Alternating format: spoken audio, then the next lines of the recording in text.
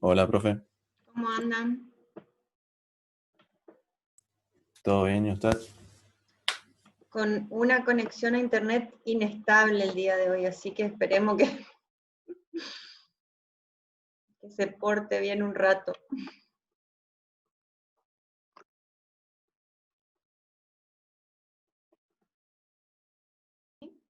Con el software, que es un software que está liberado con fines académicos, para lo que vamos a hacer en la práctica de esta segunda parte de la materia, que es la parte de dinámica de sistemas, ¿sí?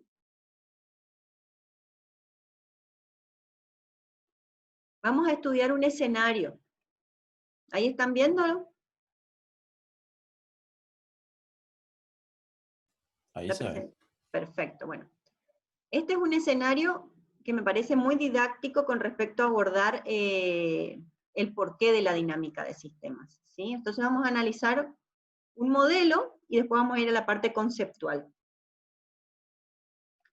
De alguna forma se dice que naturalmente todos tenemos una tendencia a crear modelos especialmente del tipo mentales. ¿Por qué? Porque de por sí, de alguna manera, todos cuando queremos entender o de alguna manera proyectar algo, lo que hacemos es crear una imagen o una referencia mental de eso, ¿sí? Muchas veces, dependiendo la forma de pensar o de analizar que cada uno de ustedes tenga, ustedes pueden ver que si uno le pregunta, ¿dónde dejaste tal cosa? Y si la persona agarra y mira para arriba y hace como que está mirando el cielo así para poder responderle dónde dejó eso, significa que es una persona que tiene mucha inteligencia relacionada al manejo de imágenes. Entonces, mentalmente lo que está haciendo es un recorrido de las imágenes mentales que tienen para responder a la pregunta que ustedes hicieron. ¿Sí? Ahora sí, ustedes le hacen la misma pregunta a una persona y esta persona mira para abajo, ¿sí? O cierra los ojos, es una persona por ahí más lógica mental, más lógica, ¿sí? Más analítica.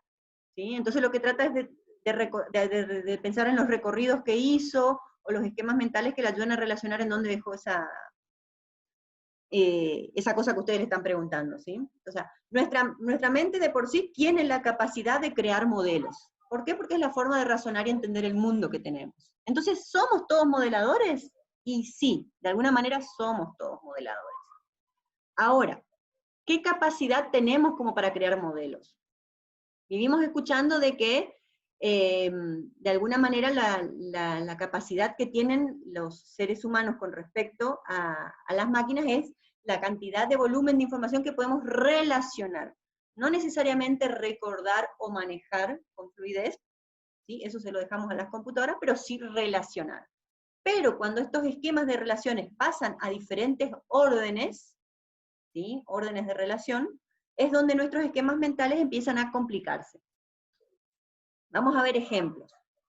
Entonces, para tomar decisiones, para recordar, para entender y manejarnos con el medio ambiente, todos usamos modelos mentales.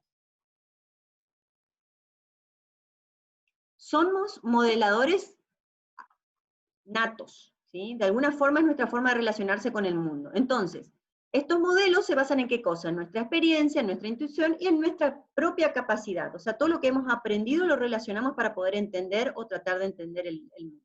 Ustedes ahora que tuvieron estos modelos que le planteé, seguramente enseguida pensaron en algo relacionado a ese tema que ustedes conocían. ¿Sí? Eso se llama aprendizaje significativo. Ustedes de alguna forma están buscando darle un significado asociado con algún recuerdo anterior de ustedes. Están tratando de buscar a ver qué me está queriendo pedir la profesora, a ver qué parecido o qué escenario parecido a esto conozco, ¿sí? O qué sé sobre el tema. En muchos casos estos modelos mentales sirven muy bien y son suficientes, pero hay otras ocasiones en donde estos modelos mentales no son suficientes. ¿Cuántas veces les ha pasado, por ejemplo, de que les preguntan algo y ustedes dicen, espera un poquito, y hacen un dibujo? ¿Sí? Entonces de repente dicen, espera, y tratan de alguna manera, dibujar o graficar para poder responder. ¿Sí? Entonces es porque dentro de mi esquema mental ya me estoy quedando limitado con todas las relaciones. Entonces, por ahí verlo de manera gráfica, armar un mapa mental o ¿sí? Un esquema gráfico me ayuda a relacionar mejor las cosas. Otro tipo de modelo, ¿sí? En donde realmente se empiezan a complicar las cosas, es en la simulación, especialmente por este tema de que les decía de los grados u órdenes de relación que hay entre los elementos. Para eso entonces tenemos la simulación que complementan a estos modelos mentales, y hay muchos casos en donde con nuestra intuición por ahí no es suficiente. Dicen, pero profesora, si podemos ganarle el ajedrez a las computadoras, ¿cómo no nos va a ser suficiente la imaginación para crear modelos mentales? Vamos a ver algunos casos, a ver. El propósito principal entonces es que nosotros tratemos de alguna forma de profundizar sobre métodos de simulación, y especialmente en la parte de dinámica. Vamos a ver algunos ejercicios de intuición, ¿sí? Supongamos, piensen ustedes, ¿sí? Son dueños de un campo, ¿sí? Tienen 100 hectáreas de terreno que está sembrado con forraje. Forraje es lo que se usa para alimentar al ganado, ¿sí? Ese terreno puede producir 2 toneladas métricas de biomasa, ¿sí? Es la manera en que se mide el factor de productividad en base a la cantidad de metros cuadrados o hectáreas que se tenga. Entonces ustedes tienen 2 toneladas biométricas o de biomasa de producción en esas 100 hectáreas. Como eso es forraje, eso crece, si es una planta que está creciendo, tiene un crecimiento de 10% mensual. Todos los meses crece un 10%. Pero, a su vez, tiene un porcentaje de descomposición, como todo ser vivo nace, crece, se reproduce y muere. Entonces, si no se consume, si no se corta, si no se utiliza, eso a su vez se va descomponiendo. ¿Cuál es su valor promedio de vida? Y 10 meses, ¿sí? O sea, en promedio, una plantita que nació y no se utilizó para nada, no se cortó, no se usó, en 10 meses se descompone. Entonces, ustedes traten de imaginarse, si necesitan una hoja de papel, agarran una hoja de papel y traten de dibujar cómo es la evolución en el tiempo de la cantidad de forraje que ustedes pueden producir en este terreno. ¿Sí? A ver, díganme ustedes, ¿cómo se imaginan que es la línea que demuestra esta evolución? ¿Cómo se imaginan ustedes que es?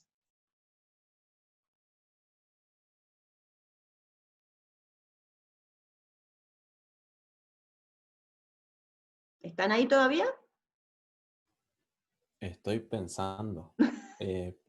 Tiro por tirar, o sea, no por tirar, sino más o menos la primera vez se me ocurre, como el crecimiento es 10% por mes de la biomasa, ¿podría ser exponencial o no? Podría ser, a ver, ¿nadie se anima a decir nada más? ¿Todos apoyan al compañero? Un crecimiento exponencial sería una, ¿sí? Una curva ascendente. Acuérdense los tipos de distribuciones, ¿sí? Una curva ascendente. Bueno, vamos a ver. Esa es la gráfica. Se mantiene constante. O sea, puede ser ascendente al principio, pero después va a llegar un momento en que se va a volver constante. ¿Por qué? ¿Por qué, profesora, es una línea? ¿Por qué se mantiene constante la biomasa? Porque la tasa de crecimiento, 10% mensual, es igual a la tasa de descomposición, ¿sí? Crece a la misma velocidad en la que se descompone. O sea, que para cuando una plantita murió ya hay otra que está creciendo a la misma velocidad, ¿sí?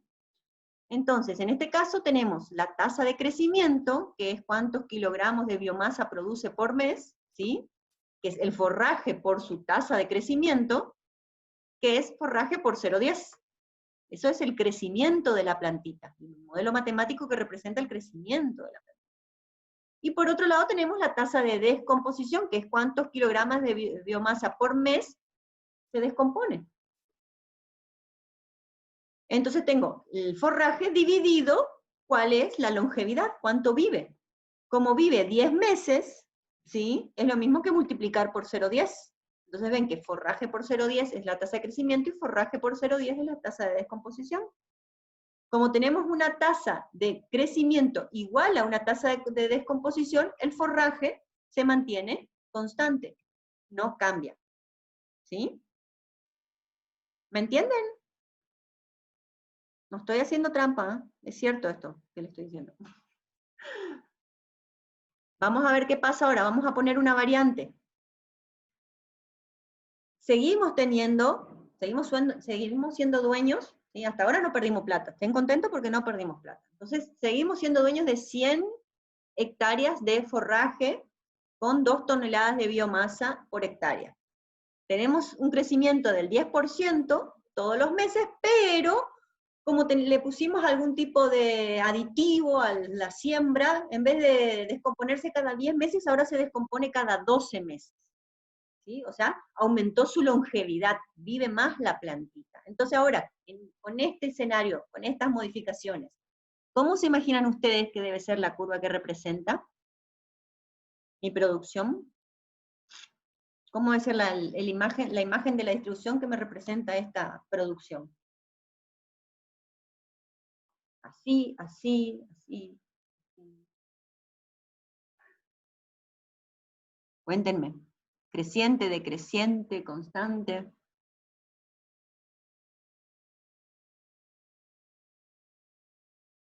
¿Quién da más?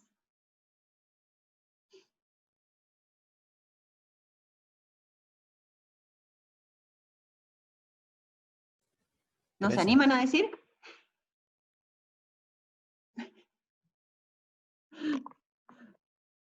Vamos a la gráfica. Ahora sí es creciente. ¿Por qué? Porque aumentó la longevidad, ¿sí? Vive más tiempo. Entonces tarda más en descomponerse, ¿sí? ¿Cómo teníamos el modelo anterior? La tasa de crecimiento es el forraje por 0.10, que es la tasa fraccionaria de crecimiento del forraje, ¿sí? Y la descomposición, que antes era dividido 12, ahora, 10, ahora es dividido 12. Lo que yo antes multiplicaba por 0.10 es 0.83.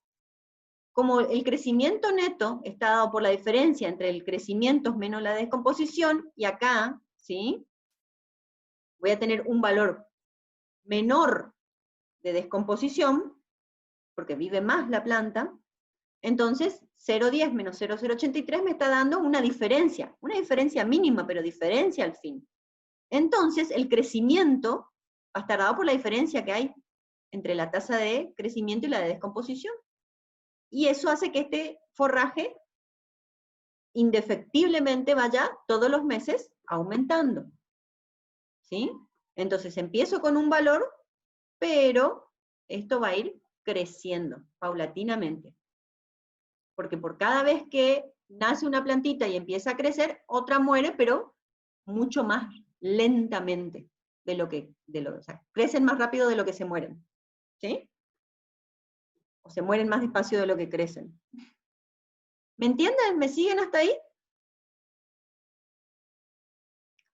O sea que Martín, ibas bien por el lado del crecimiento, ¿no? No iba tan errado, solamente que al ser la tasa anteriormente era igual, era constante, pero ahora sí está creciendo, o sea que estamos ganando plata, como dueños del campo estamos ganando plata, ¿sí? Estamos produciendo cada vez más. Entonces, ¿qué pasa acá? ¿Nos vamos a volver millonarios porque esto va a crecer, crecer, crecer, crecer hasta el infinito? No. ¿Los sistemas pueden crecer para siempre? Y en la realidad, no. Siempre hay algún elemento nivelador. Siempre, ¿sí? El efecto bola de nieve, que vamos a ver más adelante, siempre en la realidad por algún elemento externo va a verse nivelado, ¿sí? Si hablamos de la población de un país, vamos a depender del Producto Bruto Interno, ¿sí? Vamos a depender de la economía, vamos a depender de un montón de las enfermedades. En la realidad, siempre para cualquier tipo de sistema que ustedes modelen, va a haber algún elemento nivelador. Siempre. Los sistemas naturalmente tienden a nivelarse, nos gusta o no nos gusta, a equilibrarse. Entonces, ¿pueden crecer para siempre? No. No vamos a ser millonarios. ¿Sí? Pero ¿cómo lo demuestro eso en mi sistema? Entonces, pues se supone que mi modelo tiene que representar de manera lo más fidedigna posible a la realidad que estoy queriendo modelar. Entonces, ¿cómo represento eso? ¿Sí? Bueno, en el caso de la población, por ejemplo, puede haber alguna cuestión, como les dije recién, que son el manejo de recursos internos, que hacen que esa tasa de crecimiento disminuya.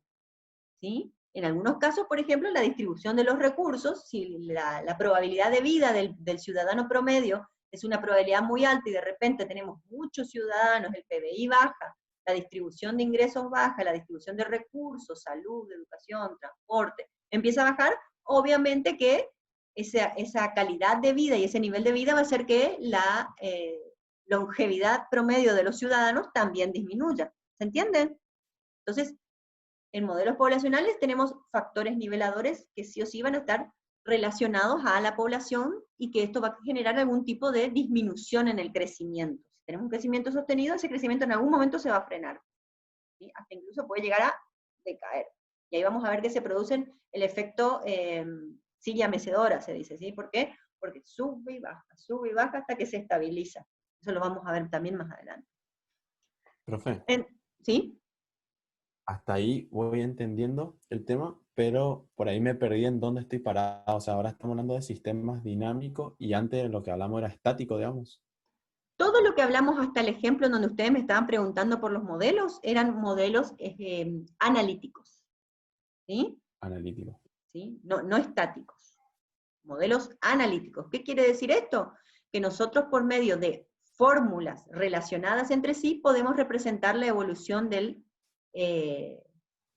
sistema que estamos modelando, pero en ningún momento estas variables se ven afectadas por el factor tiempo, ¿sí? Y no el factor tiempo, porque, ¿se acuerdan que les dije bien? No el tiempo de espera en una cola de espera, no ese tiempo, sino el tiempo como variable general contenedora del modelo, en donde dice que todas las variables de mi modelo tienen un valor en un momento dado. En el siguiente momento, n+1, todas las variables de mi modelo se deben recalcular en base al valor que tenían en el momento n-1 anterior, y a las relaciones implícitas entre todas esas variables. ¿Se entiende?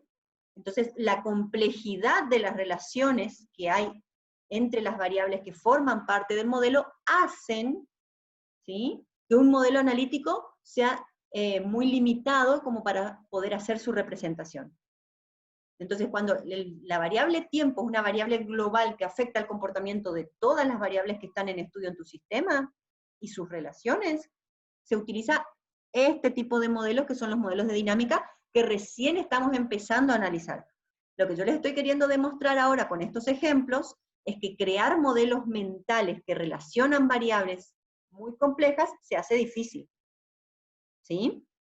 Entonces, por eso les mostré el primer escenario, donde tratamos de imaginarnos cómo sería el comportamiento del sistema. Ahora les voy complejizando el sistema, ¿sí? Le estoy agregando un poquito más de complejidad, vamos a llegar al final con un modelo matemático que les diga a ustedes cómo representaríamos un modelo como este, ¿sí? Pero Perfecto. vamos apuntando a cómo tendrían que trabajar para trabajar con este tipo de diseño. O sea, estamos dividiendo la materia por la mitad. El método analítico muere con el diseño del escenario que les di a cada uno de ustedes. Ahora empezamos a avanzar sobre otra parte de la materia, que es otra forma de trabajar la simulación de sistemas. ¿Sí? Perfecto. Bueno, entonces, estábamos hablando de un modelo de crecimiento poblacional, en este caso un modelo productivo en donde estamos simulando, queriendo simular la producción de forraje en una X cantidad de hectáreas. ¿Sí? Entonces, en este caso, vimos qué pasaba cuando la producción se mantenía constante porque la tasa de crecimiento era igual a la tasa de descomposición.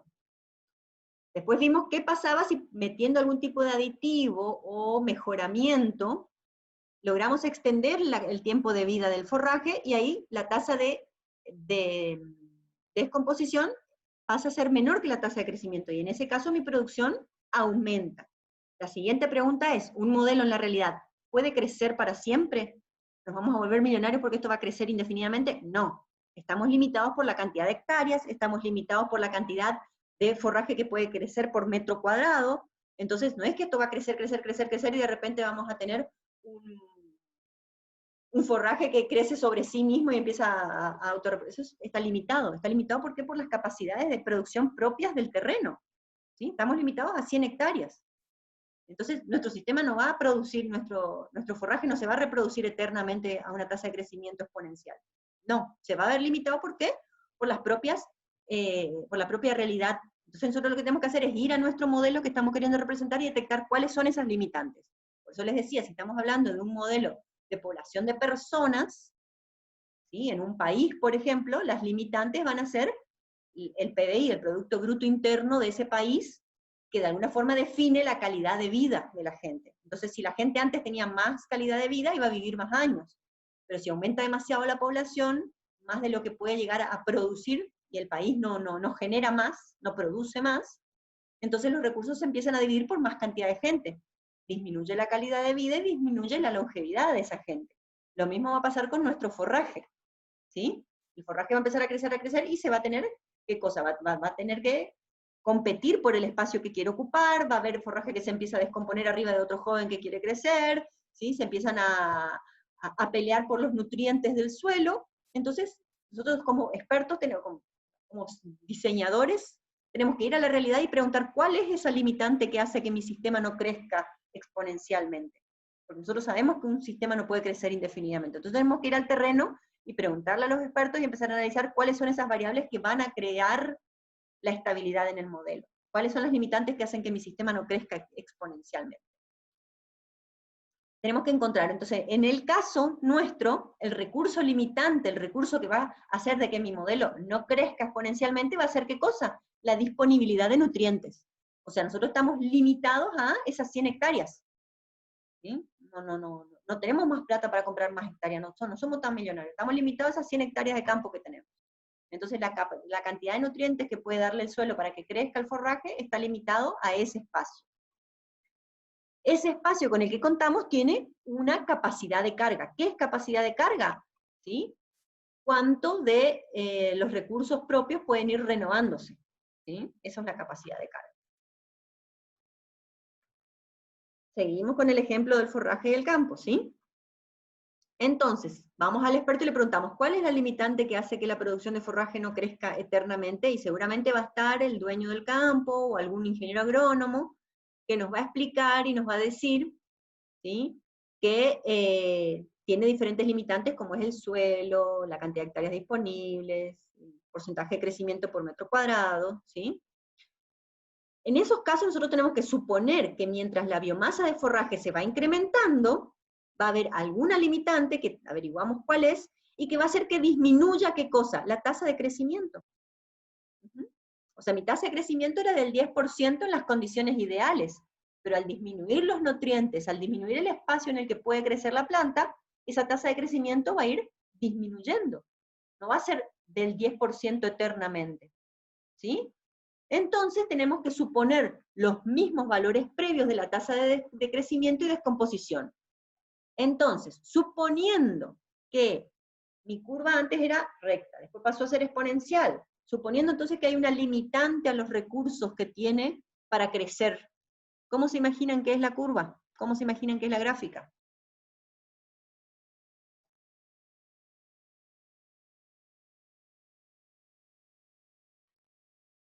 Chan, chan, chan, chan. Chan, chan, chan, chan. Creciente, decreciente, sigue siendo O sea, exponencial. si las tasas son iguales, ¿otra vez se refiere? Significa que empieza con una tasa, pero al aumentar la cantidad de forraje, esa tasa va disminuyendo.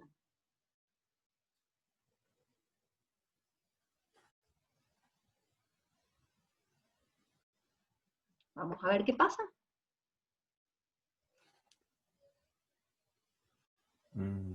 ¿Se acuerdan que yo les dije que todos los sistemas tienden naturalmente a el equilibrio? Equilibrio. O sea, él puede tener una tasa de crecimiento muy buena, ¿sí? Y yo le agrego todos los nutrientes para que crezca más y para que dure más y no se muera tan rápido la plantita. Pero como estamos limitados por la cantidad de suelo, la posibilidad de crecimiento del suelo, esa tasa de crecimiento naturalmente va a ir disminuyendo, ¿sí? Si los cambios son bruscos, se puede dar ese efecto de rebote que les dije en la curva, ¿sí? Pero si los cambios son suaves, son adaptativos, ella va a crecer hasta un punto, ¿sí?, en donde la tasa de crecimiento va a ir bajando, bajando, bajando, y se va a autorregular, se va a equilibrar el sistema de manera tal que las plantitas, el forraje va a crecer a la misma velocidad con la que empieza a tener nuevamente espacio disponible, ¿sí? Va a crecer a la misma velocidad con la que se descompone, naturalmente. O sea, tiene un crecimiento inicial y después logra un equilibrio. La respuesta al aumento en biomasa en la tasa fraccional de su crecimiento va a crear una hipótesis que dice que cualitativamente hay una relación que me determina, por un lado, una tasa fraccional de crecimiento que va a valer 0 cuando la biomasa alcance 5 veces su valor inicial, ¿sí? Y una tasa fraccional de crecimiento de 2 cuando la biomasa es pequeña con relación a su valor inicial. Esto quiere decir que ella no va a tener una tasa de crecimiento constante, como dijimos al principio, de 0 a 10, sino que su tasa de crecimiento va a variar ¿en qué? ¿En relación a qué? A la cantidad de biomasa que hay en ese momento disponible. Entonces, cuando hay pocas plantitas, va a crecer mucho. Cuando hay muchas plantitas, ¿sí? No va a crecer nada, ¿sí? Eso es lo que está diciendo esto, ¿se entiende? Entonces la tasa de crecimiento va a valer 0 cuando la biomasa llegue a, o sea, va a tener 10, 10, 10, 10, 10, pero cuando la biomasa llega a 5 veces su valor inicial, se hace 0. Deja, ¿sí? Deja de tener esa tasa de crecimiento. Ahora, va a tener una tasa fraccional de crecimiento de 2 cuando la biomasa, ¿sí? Se anule o desaparezca, sea 0 veces su valor inicial. ¿Se entiende? O sea, va a ir variando la tasa de crecimiento, va a ser una tasa de crecimiento variante de acuerdo a las condiciones del ambiente. ¿Sí? Entonces esto se traduce en un gráfico que dice que cuando yo tengo 5 veces el valor de la biomasa, ¿sí? La tasa de crecimiento se vuelve 0. Y cuando tengo menos de, y se va a volver 2 cuando yo tenga 0 de tasa de crecimiento, de biomasa disponible, ¿sí? Se va a volver 2 veces el valor de la tasa. ¿Sí? Y bueno, y acá lo que vemos, ¿sí? Que las tasas de decrecimiento y de descomposición van a aumentar hasta un punto en donde van a lograr el equilibrio, ¿sí? Acá ustedes ven que tenemos la tasa de crecimiento y la tasa de descomposición del forraje. Y si ustedes ven el rojo es el valor menor que está acá abajo, ¿sí? En donde empieza con un valor de biomasa, esta es la descomposición, y la descomposición va aumentando, ¿por qué? Porque va aumentando el forraje, ¿sí? Crece más, se descompone más. ¿Por qué? Porque tenemos mayor cantidad de forraje, ¿sí? Pero a medida que va creciendo el forraje, esta tasa de crecimiento, ¿sí? Va disminuyendo hasta anularse, hasta compensarse, digamos, ¿sí? Profe, De la misma forma, el forraje se va descomponiendo hasta llegar al punto donde la tasa de descomposición va a ser igual a la de crecimiento. Y en ese punto se equilibran, ¿sí? sería porque, digamos, empezamos a tener más forraje, a la vez, al tener más cantidad, más se empiezan a descomponer y por eso se Ujú, equilibra después con el tiempo. Ah, claro. ya. Tengo un valor inicial de forraje y un valor inicial de descomposición. Como ese valor de forraje aumenta, la descomposición también aumenta. Pero al aumentar la descomposición, la tasa de crecimiento de ese forraje empieza a disminuir.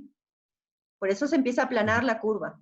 Porque al aumentar esta tasa al aumentar en la descomposición, la tasa de crecimiento empieza a bajar. Entonces se empieza a aplanar esta curva. A mayor descomposición, se empieza a aplanar cada vez más la curva. Y la descomposición va acompañando la cantidad de forraje disponible que tengo, hasta que llega un punto en donde ambos se equilibran. ¿Sí? ¿Eso siempre es así? En la mayoría de los sistemas que representan una realidad, puede tener un comportamiento, como te dije, oscilatorio. Si vos le pones, vamos a hacerlo más adelante, un comportamiento oscilatorio inicial, ¿sí? Cuando vos le pones algún tipo de agente externo, pero por lo general, la mayoría de los sistemas que representan a la realidad tienden a buscar un equilibrio. Bueno, vamos a seguir con nuestro campito, ¿sí? Tenemos el forraje, tenemos nuestro campito, y ahora vamos a meter, no sé si que le gusta más a usted, cordero, oveja, no sé qué le gusta más. Metemos ahí algún tipo de herbívoro para ayudarnos a controlar la producción de forraje, ¿sí?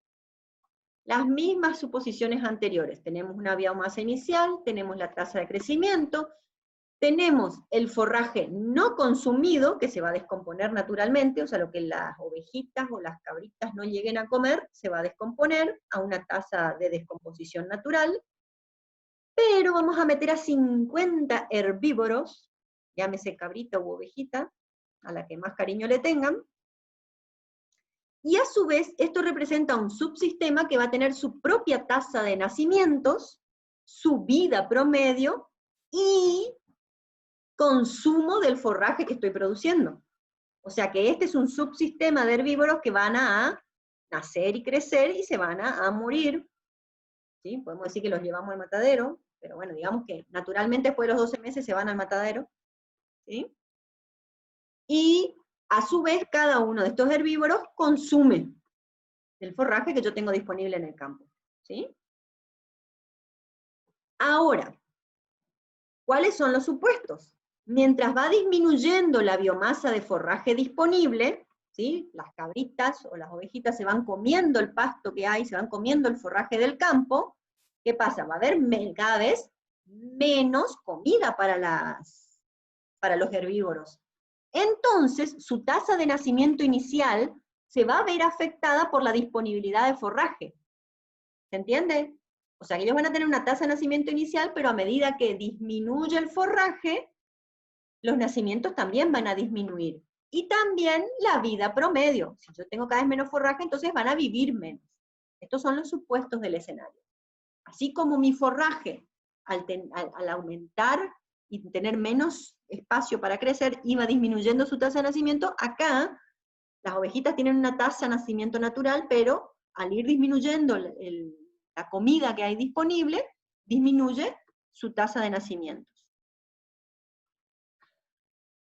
¿Se imaginan cómo sería la gráfica?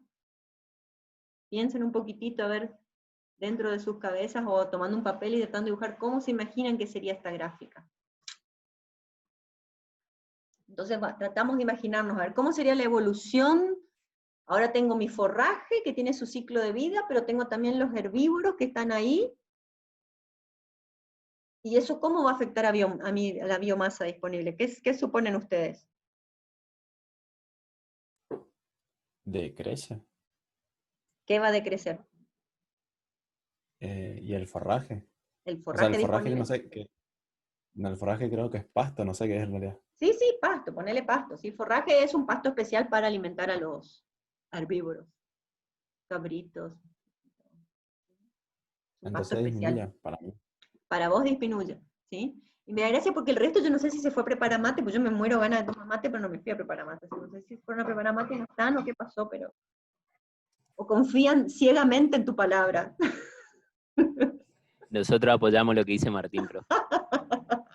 Ok. Bueno, entonces están todos convencidos de que el forraje disminuye. Chan, chan, chan, chan. ¿Cómo pasó acá esto? ¿Qué pasó acá? Tenemos una curva que es la de forraje, y tenemos otra curva que es la de los herbívoros, ¿sí? Si ustedes ven, la curva roja es la curva inferior, ¿sí? Que empieza con una cantidad de 50 herbívoros, ¿sí? 50 cabritos. ¿Qué pasó acá? Llegó Navidad y se fueron todos a matar, no, mentira. No tan así. Tenemos los 50 cabritos o ovejitas acá, o chanchitos, no sé, ¿sí? No, los chanchitos necesitan otro espacio diferente de contenido, ¿sí? Esto lo largamos en el campo. Tenemos estos herbívoros acá, y que están al principio, ¿sí? Y acá tenemos el forraje. El forraje crece, ¿sí? Y los herbívoros, ¿qué pasa? Decrecen, ¿sí? Acá, ¿qué tenemos? Ah, los herbívoros acá. Los herbívoros son los azules, los de arriba. Los herbívoros crecen, ¿sí? Empiezan a nacer, a nacer, a nacer. Como los herbívoros consumen el forraje, como dijo Martín, ¿sí? El forraje, ¿qué pasa? Empieza a decrecer, ¿sí? Entonces empieza a haber cada vez más herbívoros, ¿y qué pasa? El forraje empieza a decrecer, decrecer, decrecer. ¿Pero qué pasa? Hay un punto en donde el forraje no es suficiente para alimentar a todos esos herbívoros, ¿sí? Que acá llegaron casi a 75, ¿sí? Y decía bien el escenario que al disminuir mucho el forraje, disminuía ¿qué cosa? También la longevidad y la tasa de nacimiento de los herbívoros. Entonces, cuando el forraje llega acá a un valor mínimo, los herbívoros que llegaron a un valor máximo, ¿qué van a hacer? Van a empezar a disminuir. Empieza a disminuir, y a medida que empiezan a disminuir los herbívoros, ¿qué pasa con la curva de forraje? Se empieza a recuperar. ¿Ven? Entonces empieza a disminuir, disminuir, disminuir la cantidad de herbívoros, y el forraje empieza a recuperarse, recuperarse, recuperarse. Hasta que llega un punto en donde hay suficiente forraje como para que la tasa de los herbívoros de longevidad y de nacimiento vuelva a crecer. Y esto va a suceder nuevamente en otro periodo contrario, ¿sí?, de crecimiento de los herbívoros y de crecimiento del forraje, hasta un punto. Ven que acá nosotros no tocamos las tasas. Naturalmente el sistema va generando este comportamiento oscilatorio, contrario, ¿sí?, en donde los herbívoros crecen y el forraje disminuye, después el forraje aumenta y los herbívoros decrecen. Y este comportamiento oscilatorio, ¿qué pasa? De a poquito se va atenuando, ¿sí?, hasta llegar a un punto en donde se estabiliza la cantidad de herbívoros y su tasa de crecimiento, ¿sí?, se estabiliza con el escenario en donde tenemos el crecimiento del propio forraje. Entonces, más o menos vemos que con una población de un poco menos de 50, serían más o menos 45 herbívoros, ¿sí?, y un forraje que empezó con 200, llegó acá abajo, pobrecito, habrá llegado a 50 más o menos, y acá estamos cerca de 150. O sea que con 45 herbívoros y 150 de biomasa de producción mensual, más o menos se estabiliza el modelo. ¿Me siguen hasta ahí? Perfecto. Sí, profe. Buenísimo. Y lo que vemos acá son las tasas, ¿sí?, que reflejan de alguna forma, ¿sí?, lo que veníamos diciendo, ¿sí?, las tasas de crecimiento del forraje, las tasas de descomposición del forraje y la tasa de consumo, ¿sí? Al forraje medio que no le dieron tiempo de descomponerse, ¿sí?, porque a medida que crecía se lo iban comiendo, entonces casi no hubo descomposición. Pero sí vemos el mismo comportamiento oscilatorio en la tasa de crecimiento, ¿sí?, como la tasa de crecimiento del forraje fue variando y la tasa de consumo del forraje también fue variando, ¿sí? Entonces, obviamente, a medida que había más forraje creciendo, se consumía más forraje. Y seguramente esta tasa de consumo de forraje va de la mano de la tasa de existencia de herbívoros. ¿Por qué? Porque cuando hay más herbívoros, ellos son los que más consumen. O sea que esta curva acá de consumo de forraje debe ser muy parecida a la cantidad de herbívoros que tenemos, en cuanto a comportamiento, ¿sí? Y acá vemos del mismo modelo la tasa de nacimiento y muerte de los herbívoros, ¿sí? O sea, ellos empezaron con una tasa de nacimiento alta, ¿sí? Y obviamente al haber cada vez más herbívoros, ¿sí?, su tasa de muerte también fue aumentando. ¿Por qué? Porque había más herbívoros. Pero llegó a un punto en donde, por el forraje disponible, esa tasa empezó a bajar, la tasa de nacimientos empezó a bajar, y obviamente la tasa de muertes también empezó a bajar, porque al haber menos herbívoros, empezaron a morirse menos también, ¿sí? Y estas dos curvas fueron acompañadas con un desplazamiento. Este desplazamiento entre lo que son los nacimientos y la muerte, lo vamos a ver más adelante, se llama retardo. Es el tiempo que tarda en reflejarse el efecto de una variable en otra, ¿sí? Eso se llama retardo. Es un valor muy importante dentro de los modelos, lo vamos a ver más adelante. Pero esta diferencia temporal que hay entre que la tasa de crecimiento llega a su máximo y empieza a disminuir, y la tasa de muertes llega a su máximo y empieza a disminuir, esa diferencia entre los dos puntos se llama retardo. Bueno, ¿qué podemos llegar a sacar de esto? ¿Sí? Muchas veces es difícil pronosticar la dinámica de sistemas simples sin tener una estructura formal. Como ustedes vieron, nosotros si queríamos imaginarnos el modelo, dibujar las curvas, ¿sí?, a medida que empezábamos a complejizar el modelo y agregarle más variables, se hacía muy difícil tratar de imaginarnos cómo sería el comportamiento. ¿Por qué? Porque está esto que les decía anteriormente, ¿sí? Las variables tienen su comportamiento propio, también tienen otras variables que las afectan, esas otras variables también tienen su comportamiento propio, y a su vez, eso va variando en cada instante de tiempo, ¿sí? ¿Se entiende lo que les quiero decir? El comportamiento de las variables no es el mismo en cada instante de tiempo, sino que su comportamiento depende de su relación y del estado completo del sistema en un momento dado. Por ejemplo, la tasa de crecimientos, ¿sí? Yo no puedo poner tasa de crecimiento 10% y que esa tasa de crecimiento sea constante durante todo el modelo. ¿Por qué? Porque esa tasa de crecimiento va a depender de otras variables del modelo y de qué valores tengan en un momento dado, ¿sí? Entonces, por eso se vuelve tan complejo tratar de modelar, diseñar o imaginar cómo se comportaría un sistema de este tipo. ¿Me entienden? ¿Me siguen hasta ahí? sea, no tenemos solamente que pensar en variables que tienen un comportamiento y en relación entre variables, sino que además tenemos que pensar que todas esas variables van a modificar su forma de actuar, van a modificar su comportamiento en base al estado del sistema en un momento dado. O sea, en base al estado del sistema en un momento dado y su historia previa. Su historia previa también. O sea, el valor del comportamiento de una variable va a depender de su relación, de los valores de las otras variables del modelo, pero también de su estado n-1 anterior. ¿Sí? Todo eso forma parte de mi modelo. Entonces es mucho más difícil de modelar, de diseñar y de representar. Pero no se preocupen, hay herramientas para todo esto. Herramientas muy intuitivas. Entonces, muchas veces es difícil pronosticar la dinámica de sistemas simples sin tener una estructura formal del modelo. Los modelos de simulación dinámico son muy útiles en estas situaciones en donde el tiempo es una variable que afecta el comportamiento de todo el sistema. Estos modelos ayudan a evitar consecuencias no deseadas. Es más difícil con sistemas del tipo bioeconómicos complejos. La dinámica de sistemas se utiliza mucho en sistemas económicos, sociales, humanos. ¿Sí? Cuanto más complejo, más factible es de ser utilizado este tipo de método. ¿Sí?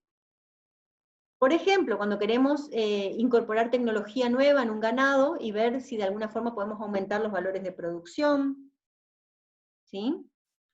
Bueno, acá vamos a cortar el modelo. Estos son ejemplos. A ver.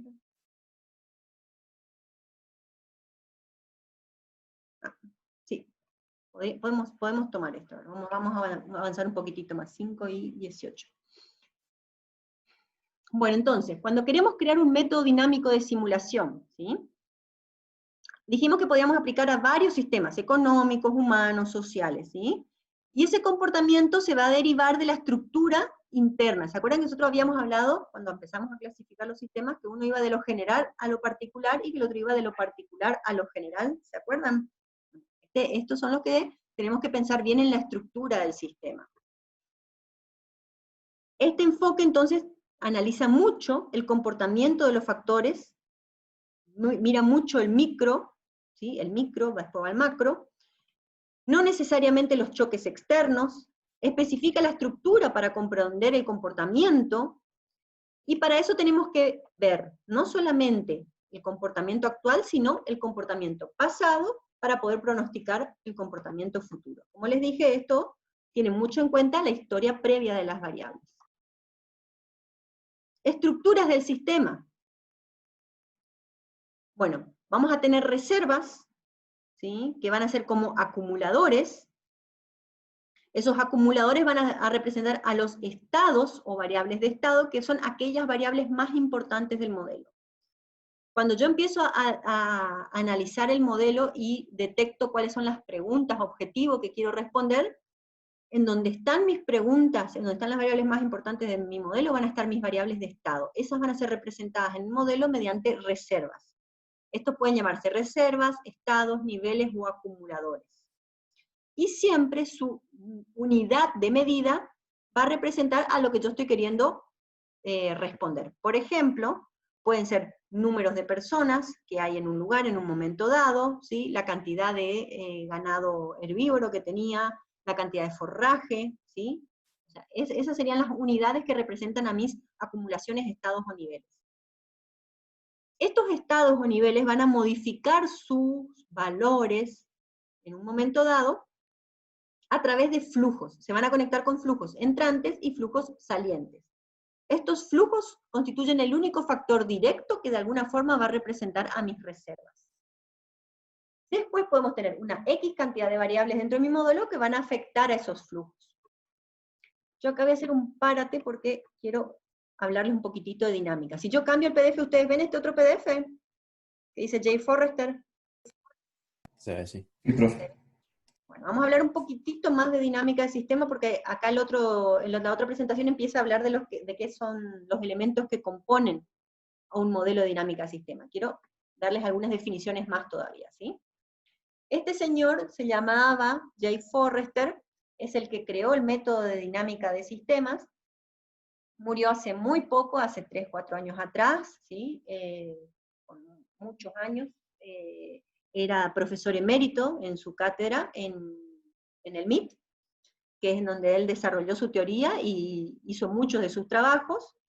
Hoy hay una sociedad de dinámica de sistemas a nivel internacional que sigue con sus trabajos y sus proyectos y promueve este tipo de metodología con un encuentro anual que se hace en diferentes partes del mundo. No me acuerdo dónde fue el año pasado, pero bueno, van rotando las sedes, ¿sí? Y ahí los investigadores que trabajan con dinámica de sistemas en todo el mundo van y presentan sus trabajos y sus investigaciones. Forrester era ingeniero de Dell MIT, desarrolló esta metodología durante la década de los 50. La primera aplicación fue el análisis de la estructura de una empresa norteamericana y el estudio de las oscilaciones muy acusadas en las ventas de esta empresa. Ese primer trabajo se llamó Industrial Dynamics. Empezó a utilizarla de alguna manera para tratar de explicar el comportamiento de modelos económicos complejos. En el 69 se publica la obra Dinámica Urbana, en la que se muestra cómo el modelo de dinámica de sistemas es aplicable para representar la complejidad del comportamiento de las ciudades. Básicamente trabajaba con modelos de suicidio, fallecimiento poblacional. De alguna forma quería explicar los modelos de comportamiento poblacional. Y en 1970 aparece un trabajo muy interesante que se llama el modelo del mundo. ¿Se acuerdan que yo al principio les dije que todo sistema tiende al equilibrio? Por ejemplo, en un modelo poblacional de un país, la tasa de crecimiento, la tasa de calidad de vida, va a depender de la productividad del país, ¿sí? Del Producto Bruto Interno y de los recursos que tiene ese país. Bueno, basado más o menos en esa idea, este señor creó un modelo del mundo, en donde él predijo que si en 20 años, 20, 25, 30 años, no se mejoraba la calidad productiva, no se mejoraba los métodos de producción, no se mejoraba la disponibilidad de los recursos, iba a empezar el decrecimiento poblacional, ¿sí? De alguna forma iba a empezar a decrecer la población, íbamos a empezar a morirnos, ¿sí? Obviamente que sobre este trabajo se hizo el informe del Club de Roma, empezaron todos estos trabajos de la Organización Mundial de la Salud y un montón de reuniones con los grandes países para empezar a trabajar y realmente replantearse. Y por supuesto aparece uno de los modelos, no en esta época, posteriormente, uno de los modelos climáticos, ¿sí? Hablan de la defensa del clima y cómo el comportamiento humano de alguna forma impacta en el clima. Todo lo que tenga que ver con crecimiento poblacional se trabajó a través de estos modelos. Para tranquilidad de ustedes, hubo modificaciones con respecto a la calidad productiva, a la distribución de los recursos, que mejoraron estos modelos y extendieron un poco más el plazo de vida del mundo. Pero siguen siendo modelos no muy alentadores. O sea, de alguna manera, y esto es algo que se menciona en todas las reuniones internacionales que hay, con grandes referentes mundiales, cuando se ponen a hablar de política internacional, con respecto a la distribución de los recursos, el uso de los recursos renovables, no renovables, ¿sí? Y cómo impacta nuestro comportamiento en el planeta. De ahí que vienen todas las normas o legislaciones que buscan de alguna forma mantener los espacios verdes a través de los bonos de carbono, por ejemplo, que nuestra provincia es uno de los representantes más importantes de bonos de carbono en la región, o, por ejemplo, el tema del reciclaje, el uso de energías de naturaleza renovable, ¿sí? No sé si me siguen, pero bueno, todos estos elementos son elementos que fueron grandes indicadores dentro del estudio para poder de alguna forma mejorar los límites de crecimiento poblacional del planeta. Bueno, estos trabajos y su discusión de alguna forma hicieron que esto que nosotros hablamos, que es la dinámica del sistema, se vuelva muy popular, se vuelva muy conocida, y que haya sido un modelo de constante evolución, muy utilizado y ampliamente aceptado también por el campo científico.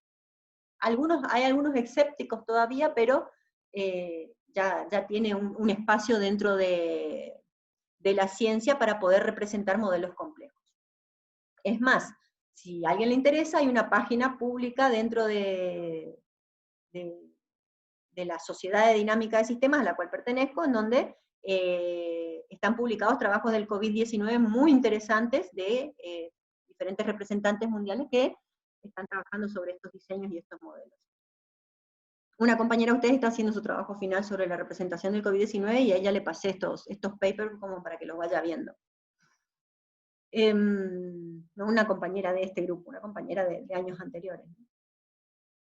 Bueno, ¿cómo se representa este sistema? ¿Cómo se hace para representarlo? Se hace a través de una analogía con los modelos de hidrodinámica. Los modelos que se representan el curso de los fluidos y del agua dentro de un sistema autocontenido, ¿sí? Los modelos de hidrodinámica, que están constituidos de alguna forma por depósitos, que están intercomunicados entre sí por canales. Estos canales pueden o no tener retardos. De alguna forma esos retardos hacen que vaya variando el flujo y el nivel disponible en cada uno de los receptores, a través de diferentes elementos o fenómenos exógenos que se van sucediendo. La dinámica de sistemas permite en estos días ir más allá de los estudios de caso y de teorías meramente descriptivas. La dinámica de sistemas no está restringida a sistemas lineales, pudiendo hacer pleno uso de la característica no lineal de los sistemas. De alguna forma podemos combinar esto con el poder de cómputo y hacer que se puedan representar modelos bastante complejos. Los modelos de dinámica de sistemas permiten una simulación bastante eficaz de sistemas muy complejos. Esta simulación representa la única forma de determinar de alguna manera el comportamiento en los sistemas no lineales complejos. ¿Qué significa no lineal? Esto que les decía hoy. Variables que están relacionadas entre sí y que su comportamiento depende de la relación entre todas las variables en un momento dado en el sistema. Bueno, el concepto de sistema no les voy a dar, ustedes ya saben, ¿sí? Conjunto de elementos, ¿sí? Que están relacionados entre sí, forman de alguna manera una unidad, están dotados de diferentes elementos o aspectos a ser analizados, persiguen un fin a través de la interacción, ¿sí? Esto les dejo a ustedes para que lo lean después. Sunislanay, que es el término inicial, que tiene que ver con causar una unión entre los elementos. Entonces hablamos de una metodología de uso generalizado para poder modelar y estudiar el comportamiento de cualquier clase de sistema, y a su vez también su comportamiento a través del tiempo, con tal de que tenga características de existencia, retardos y bucles. Esas van a ser las variables principales de este tipo de modelo. Estudia características de realimentación de la información en la actividad industrial con el fin de demostrar cómo la estructura organizativa, por ejemplo, aplicaciones de políticas de mercado, aplicaciones de marketing, aplicaciones con respecto a cómo aumentar la productividad del personal, políticas de contratación y de despido, todo esto se puede representar a través de estos modelos, ¿sí? Entonces el comportamiento de algunos tipos de políticas, las demoras en las decisiones y en las acciones, todo esto ayuda de alguna forma a tener poder de decisión. Es un método en el cual se combinan el análisis y la síntesis, porque suministra un ejemplo concreto de la metodología de tipo sistémica, en donde la dinámica de sistema suministra un lenguaje que es muy ameno, es muy fácil de entender, van a ver ahora las herramientas y los elementos que se utilizan, permite expresar las relaciones que se producen dentro del sistema y también pueden explicar su comportamiento de una manera bastante fácil de entender. El primer paso sondea la riqueza de información que la gente posee en sus mentes, como dijimos, ir al dueño del problema, al que me está convocando, ¿sí? Determinar cuáles son sus necesidades, las bases de datos mentales que están dentro de la organización, ¿sí? Los referentes, pueden ser expertos, personas que estuvieron años trabajando en un puesto de trabajo y que tienen el know-how, que conocen muchísimo con respecto a cómo funciona la organización. La gente conoce la estructura de un sistema y las normas que dirigen esas decisiones, ¿sí? ¿Qué pasa cuando sucede tal cosa? ¿Qué pasa cuando sucede tal otra? En el pasado, la investigación en administración y las ciencias sociales han restringido mucho su campo de acción, pero hoy por hoy se utilizan bastante. De manera indebida porque carecían de datos mensurables, pero al tener un cuerpo de información existente con experiencia, al ir a la gente, a hablar de los espacios de trabajo, este modelo se puede volver mucho más rico y representativo. La dinámica de sistemas usa conceptos del campo del control realimentado para organizar información en un modelo de simulación por ordenador. Vamos a utilizar la computadora como elemento de trabajo. Él ejecuta el papel de los individuos en el mundo real, y de esa forma podemos simular sistemas totalmente complejos, representados a través de un modelo. Como les decía, él partió de un modelo de organizaciones y terminó en un modelo del mundo. Bueno, esto vamos a pasar por largo.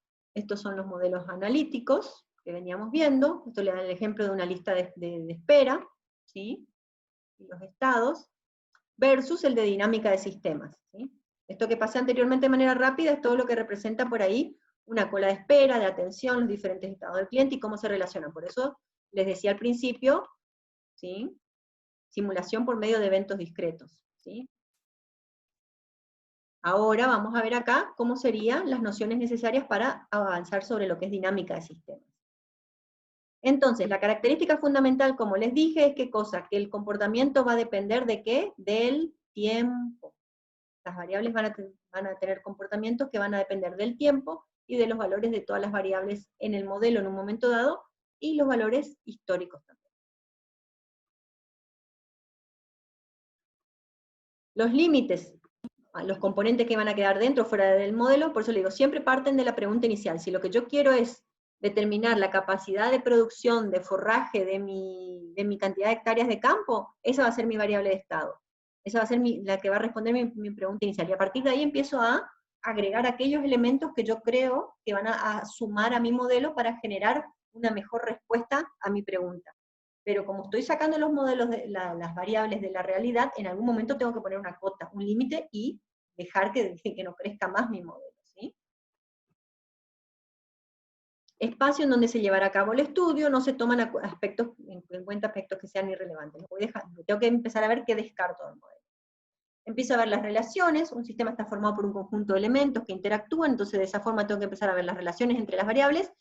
Veo cuáles son variables exógenas, aquellas que afectan al sistema sin que éste le provoque, o sea, elementos que el sistema no puede modificar. Como les dije, va a depender de las variables en un momento dado y su valor histórico. Pero algunas variables, por más que el comportamiento del sistema cambie, no van a cambiar. Esas son variables exógenas. Ahora, todas las variables que van a ir cambiando dependiendo de cómo evolucione el comportamiento del sistema van a ser variables endógenas.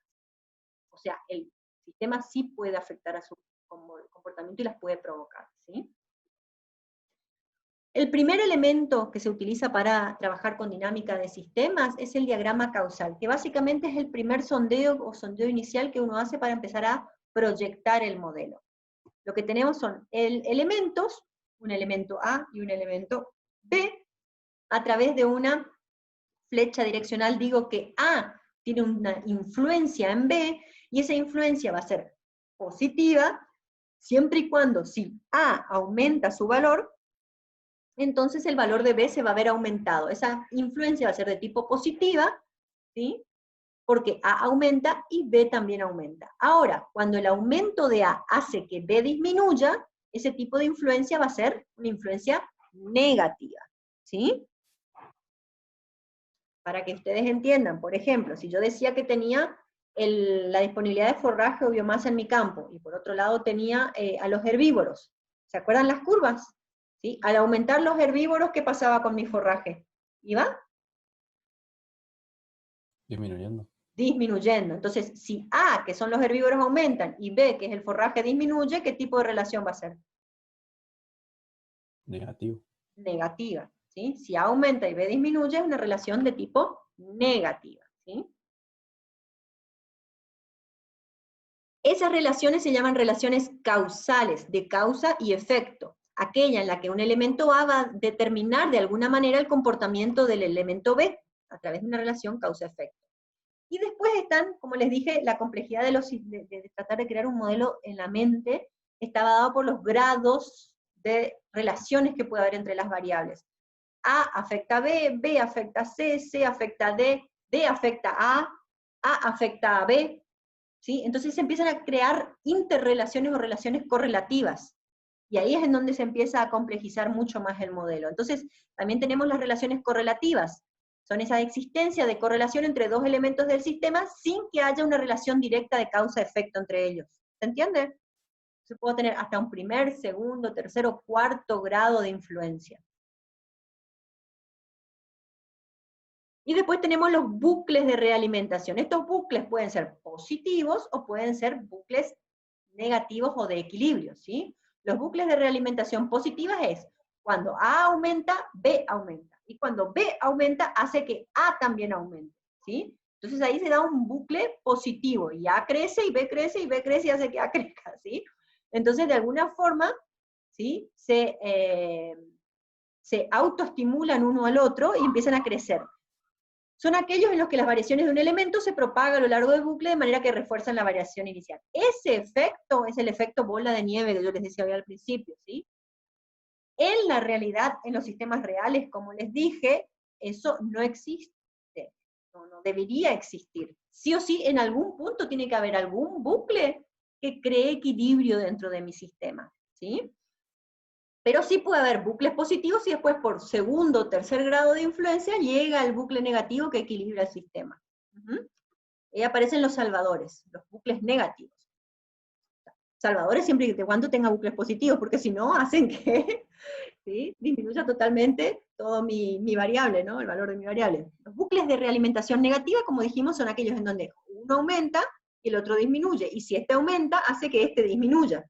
¿Se entiende? Entonces, es como que el aumento de uno disminuye al otro y el aumento de este hace que este disminuya. Entonces, de esa manera, se crea ese bucle negativo. También puede darse por primer, segundo y tercer orden, por ejemplo. No hace falta que sea necesariamente directa la relación negativa. Son aquellos en los que la variación de un elemento se va a propagar a lo largo del bucle, de manera que contrarreste la variación de equilibrio inicial. Entonces, estos son los bucles que dentro de un modelo van a tender a crear ese equilibrio que veíamos al principio, ese equilibrio natural de los sistemas. Profe, ¿puedes volver a la filmina anterior? Sí. Con, digamos, que no esté directamente, por ejemplo, con el dibujito ese que está ahí, entre... Bueno, tendría que haber uno más, supongamos que está la D entre la A y C. Y entonces, entre A y C podría haber un bucle positivo, o sea, que A incremente y C incremente, pero a través de B, o sea, no es directo. ¿Sería algo así? Podría ser, sí, podría ser, sí. O sea, en un sistema, dependiendo de la complejidad, puede haber muchísimas relaciones. Por eso es importante que ustedes vean qué dejan dentro o fuera del sistema. Acá en este caso, ¿sí? Si A aumenta, B disminuye, B aumenta, C disminuye, y C aumenta y A disminuye, esto va a ser un bucle negativo que va a tender a desaparecer, ¿sí? Porque en algún momento uno de ellos disminuye totalmente. Entonces, sí o sí, dentro del sistema probablemente haya un bucle positivo, ¿sí? En donde, por ejemplo, como vos decís, puede haber una variable D, en donde A y D se incrementan mutuamente, por ejemplo, ¿sí? También puede ser que A aumente y B disminuye, ¿sí? Acá se genera la relación negativa, pero B aumenta, C aumenta, y C aumenta y A aumenta. Entonces, acá tenemos una relación negativa, pero acá tenemos una relación positiva, y ahí se genera el equilibrio. ¿Se entiende? El equilibrio puede surgir por diferentes tipos de relaciones o grados de relaciones. ¿Se entiende, No sé profe? si respondí tu pregunta. Sí, o sea, puede haber varios bucles que sean positivos o negativos y ahí eso involucra que se vaya equilibrando las Exactamente. variables. Exactamente. Vamos a ver algunos ejemplos ahora al final de la presentación. Entonces, supongamos, ¿sí? Listar todas las variables posibles que pueden ser cuantitativas y cualitativas. Por ejemplo, en el caso de ventas, ¿sí? Si yo, por ejemplo, tengo un sistema en donde quiero representar de alguna manera mis ventas, ¿sí? Entonces yo voy a tener, ¿qué cosa? El producto que quiero vender, ¿sí? ¿Se entiende? Tengo mi pregunta va a ser, a ver, las ventas. Entonces, bueno, a ver, tengo mi producto que quiero vender. Ese producto va a salir hacia afuera a través de las ventas, ¿sí? Y va a ingresar, ¿por qué? O porque lo compro o porque lo produzco, ¿sí? Tengo que estudiar el escenario, a ver qué hago, si soy productor o si compro para vender. Entonces voy a tener mi cantidad de productos que va a ir aumentando, supongamos por la producción, y va a ir decrementándose por las ventas. Y a mí me interesa aumentar esas ventas de alguna manera. Entonces me tengo que empezar a preguntar, a ver, ¿qué tengo que hacer para poder tener más ventas? ¿Sí? Tengo que tener mejores precios, entonces el precio va a ser una variable que va a afectar a mis ventas. Tengo que tener stock, entonces el stock disponible va a ser una variable que va a afectar a mis ventas. ¿Se entiende? Voy a tener una demanda, bueno, voy a tener una variable demanda que también va a afectar a mis ventas. ¿Se entiende? Entonces, a medida que yo parto de mi pregunta o duda inicial, empiezo a meter variables en el modelo y empiezo a preguntarme a ver qué otras variables pueden empezar a afectar a mi modelo, en pro siempre de responder a mi pregunta inicial. ¿Me siguen? ¿Sí? Si la preocupación, por ejemplo, sería el estrés, que hoy nadie está estresado, estamos todos re bien contentos, ¿sí? Por si no se dan cuenta, estoy siendo irónica, pero bueno. A ver, el estrés. ¿Qué aumenta y qué disminuye el estrés? Si mi pregunta es el estrés, a ver, ¿qué variables podrían entrar en juego? Muchos trabajos prácticos. Ok, volumen de trabajos, ¿sí? Cantidad de trabajos, después, ¿qué más? Cantidad de evaluaciones, todo eso aumenta, ¿sí? ¿Y qué disminuiría? Horas de sueño, horas de descanso, buena alimentación, ¿sí? Algún tipo de actividad física. Entonces, empezamos a meter variables y pensar en todas las cosas que hacen que aumente y todas las cosas que hacen que disminuyan, ¿sí? Y esas las vamos metiendo dentro del modelo y vemos cómo se relacionan, si de manera positiva o de manera negativa, ¿sí? Y ahí vamos armando nuestro modelo. Y así vamos refinando esa lista hasta llegar a una lista consensuada, ¿sí? En donde tengo que revisar, obviamente, que no meter cosas duplicadas, cosas que significan lo mismo, ver que realmente sea crítico o no para mi sistema, que eso esté ahí. Como les dije, la realidad es compleja en sí misma. Entonces, lo puedo complejizar hasta el infinito, si me entusiasmo. O sea, que tengo que tratar de mantener bien limitado mi modelo. Entonces, si tenemos los efectos de una epidemia, por ejemplo, como ahora, epidemia, no pandemia, pero bueno. Entonces, tengo una población final, una población que es constante, es decir, no se producen fenómenos migratorios, ¿sí? No hay gente que está entrando y saliendo del país.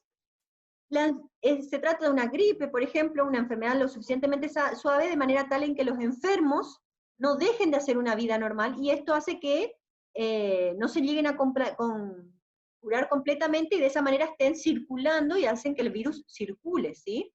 Entonces con ello se produce un fenómeno de reinfección de la población enferma. ¿Sí? Entonces entre la población enferma y la población sana van van variando, ¿sí? Los números, ¿sí?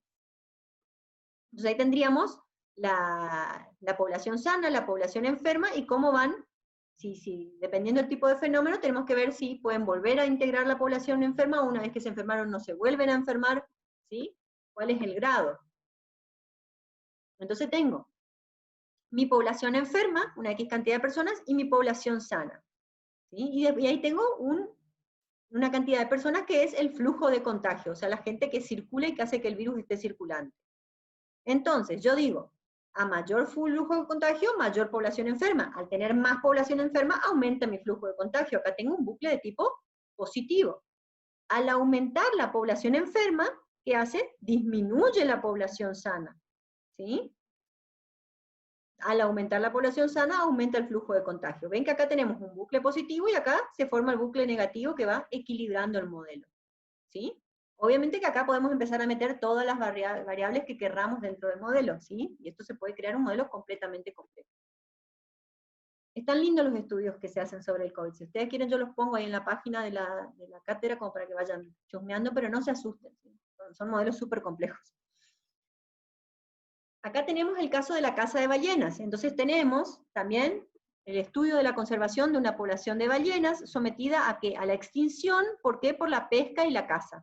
La evolución de la población de las ballenas va a depender de qué cosa, de su nacimiento y muertes naturales, pero también otro factor externo que es la pesca. Y con estas relaciones podemos construir un diagrama causal. Entonces tengo mi población de ballenas, que va a aumentar cuando aumentan los nacimientos. Más población, más nacimientos, más nacimientos, más población.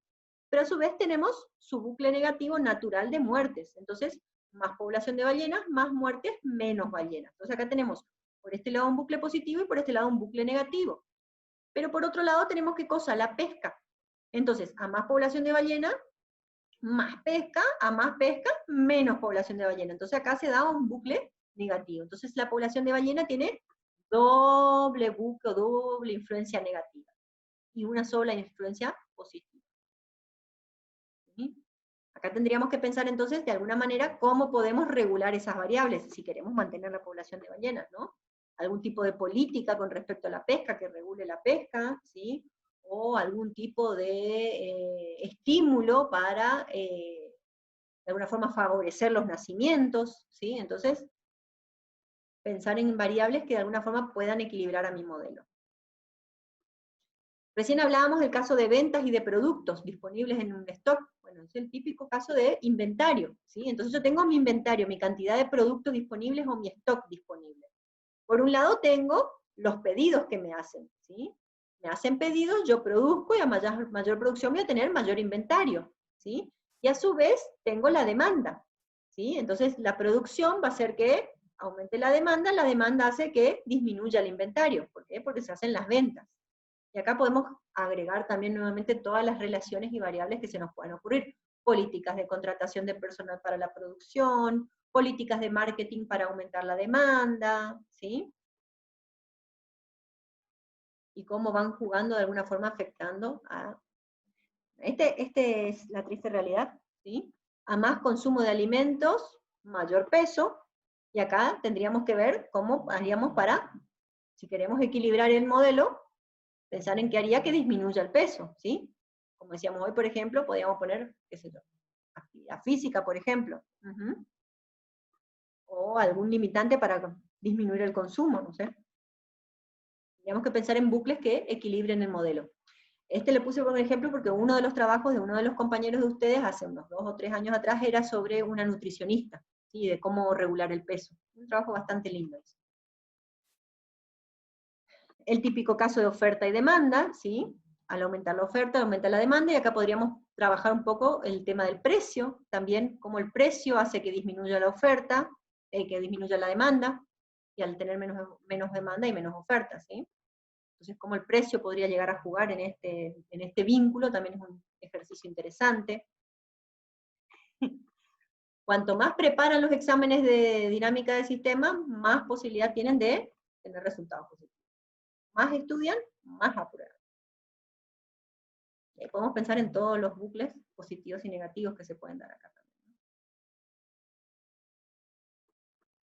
Y lo mismo con el tema de la población, ¿sí? Los recursos per cápita o el PBI que les decía hoy, ¿sí? Cómo hace que de alguna forma disminuya la población o aumente, viendo el modelo.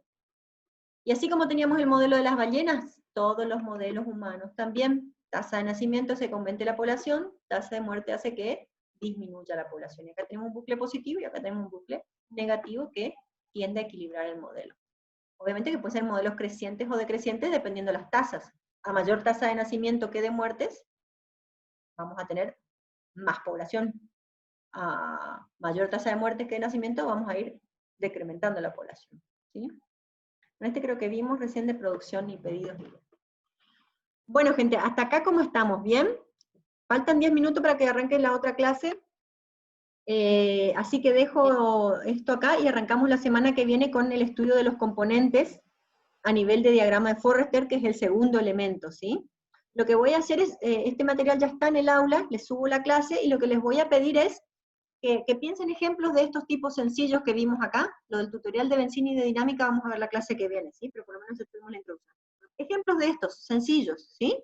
Entonces arrancamos la semana que viene con un par de ejemplos que ustedes traigan, de bucles positivos y negativos, ¿sí? Diagramas causales, y arrancamos ya con lo que es el Benzim. Lo que les voy a pedir es que tengan instalados en sus máquinas el Benzim. Entonces a medida que yo les voy mostrando, ustedes van haciendo en sus computadoras también el modelo. ¿Sí? ¿Les parece bien?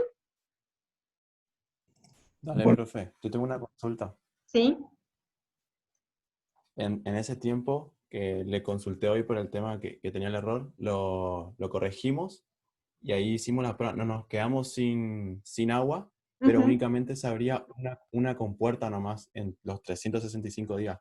El trabajo consiste en hacer varias pruebas y documentarlas. ¿Cuántas son necesarias? Sí, vamos a trabajar un poquitito con tus variables ahí, ¿sí? Yo te voy a pasar ahí un cuadrito para que lo pruebes, ¿sí? Porque ustedes las marcas de clase las cargan, ¿no es cierto? ¿Sí? Por ahora está hardcodeado, pero podemos cambiarlo así. Sí, por favor, traten de poner la Ah, no, mayor no, cantidad perdón. de variables posibles. Bueno, yo te paso un Perdón, cuadrito las y marcas probá de con clase, este ¿no? otro cuadrito, ¿sí? A ver cómo queda, ¿ok? El cuadrito serían las marcas de clase. Sí, las marcas de clase y las funciones de probabilidad. Las funciones de probabilidad van a ser constantes, lo que vamos a cambiar es arriba las marcas de clase. Pero me parece muy Ah, raro igual, ¿eh? Porque yo te pasé un modelo en donde teníamos más aumento que en los modelos anteriores, que se hicieron años anteriores, y en los modelos de años anteriores, las compuertas, la alerta se activaba una vez y las compuertas se abrían varias veces. O sea que, pásame tu resultado en un Google Drive donde ustedes empiecen a hacer el reporte, el informe, ¿sí? Y yo te voy a pasar una tablita como para que la prueben, ¿sí? dale, no hay problema. ¿Listo? Para hacer un modelo más vivo, ¿sí? Porque tiene que tener movimiento el modelo, si no, no está funcionando algo. Bueno, no hay problema. Bueno, gente, nos vemos la clase que viene. Hasta luego, profe. Chau, chau. Ah, profe.